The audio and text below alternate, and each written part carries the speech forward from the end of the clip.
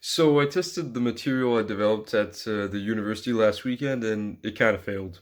I spent weeks designing the formula and all the samples, and it all seemed perfect. I thought it was going to work until I realized they didn't have the right machine that I thought they had. On paper, everything looked great. I mean, I had the formulas done, I had the samples pressed, I had everything planned out. I had all the ingredients I needed. Everything I needed was there, and it was just time to go test at the university, go press. And my material, it's made of the way it's processed is it's dried and then shredded into a bunch of little pellets and strips like these. And it's meant to be pressed under a lot of pressure and heat to in order to to fuse it all together and make one consistent piece and also activate all the chemicals in it.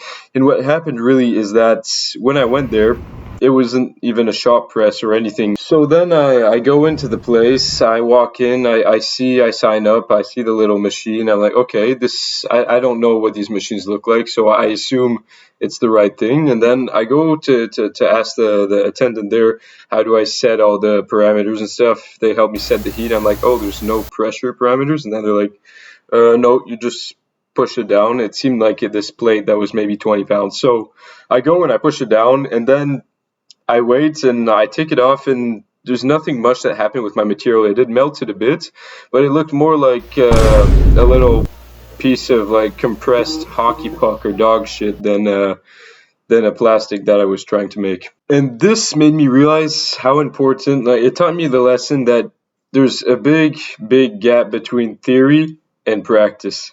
It's such a cliche thing, but it's so real because I was planning this all winter, all spring, and all that. I was getting the ratios perfect. I was like 20% of this mineral, 15% of this fiber, all that.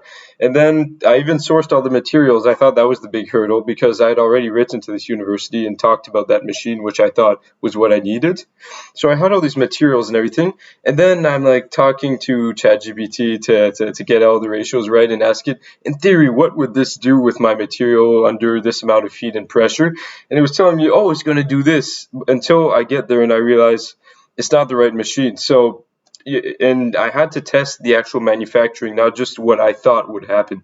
So it's a really big lesson, and you need to get out there and really practice what you're trying to do. You can't just assume based off of theories, because no matter what you're doing in life, but especially in business, you have to test data. You have to test how your product works in the real world. You have to ask people what they think. You have to see if making this product actually works and is economically viable. So that's something I was trying to work on, but I didn't realize that there was such a big difference between what I thought would happen and the actual material. The good news, however, is that I wrote back to some professors at that university, and a couple of them got back to me, and it looks as if I might be able to go test with the proper machines that I needed next week or the week after, or whenever the time is possible. So I'll keep you guys posted on how I develop this bioplastic.